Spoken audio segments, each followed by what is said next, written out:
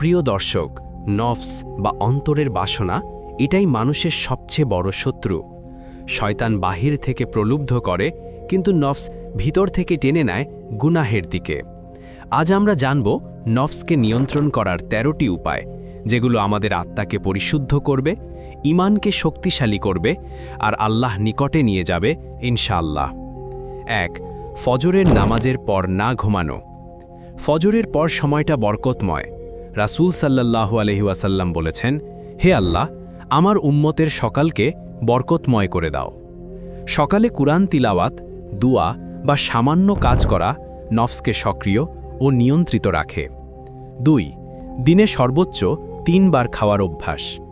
অতিরিক্ত খাওয়া নফসকে দুর্বল করে দেয়। রাসূল সাল্লাল্লাহু আলাইহি ওয়াসাল্লাম বলেছেন, মানুষের জন্য কয়েকটি লোকমাই যথেষ্ট, যা তার পিঠ সোজা রাখে। খাওয়ার নিয়ন্ত্রণই নফসের নিয়ন্ত্রণের প্রথম ধাপ। 3. যতটুকু মনে হবে তার চেয়ে কম খাওয়া। যখন মনে হবে আরেকটু খেলেই হয়তো ভালো লাগবে, তখন থেমে যাওয়া। এটাই রিয়াল মুজাহেদা, নিজের ইচ্ছাকে থামানো। 4. অপ্রয়োজনীয় কথা থেকে বিরত থাকা। মুখের নিয়ন্ত্রণ মানে নফসের অর্ধেক নিয়ন্ত্রণ।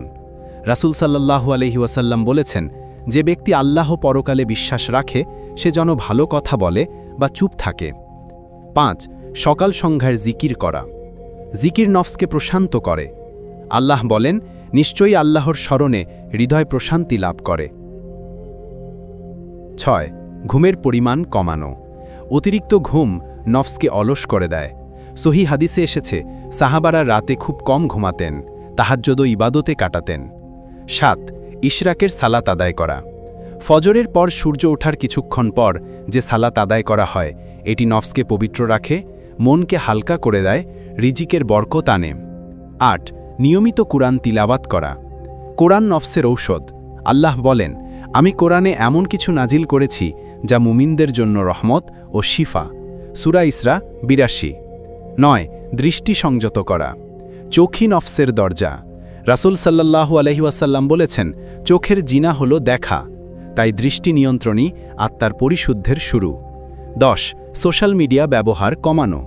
সোশ্যাল মিডিয়ায় অযথা সময় নষ্ট, অশ্লীল কন্টেন্ট দেখা সবই নফসকে উত্তেজিত করে। সময়কে নিয়ন্ত্রণ করা মানে নফসকে নিয়ন্ত্রণ করা। 11. রাতে ভরপেট খাওয়া পরিহার করা। রাতে হালকা খাবার, শরীর হালকা, মন সতেজ, তাহাজ্জুদের জন্য সহজ।